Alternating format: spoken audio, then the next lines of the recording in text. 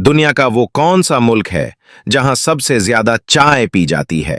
5, 4, 3, 2, 1. सही जवाब तुर्की।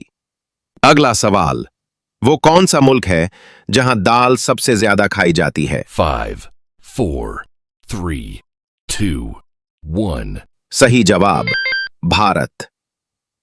अगला सवाल, वो कौन सा मुल्क है जहां सबसे ज्यादा ताले बनाए जाते हैं? 5, 4, 3, 2, 1. सही जवाब चीन। अगला सवाल, वो कौन सा मुल्क है जहां सूरज कई दिन तक गुरूब नहीं होता? 5, 4, 3, 2, 1. सही जवाब नॉर्वे। अगला सवाल, वो कौन सा मुल्क है जहां के लोग सबसे ज्यादा किताबें पढ़ते हैं? 5, 4, 3, 2, 1.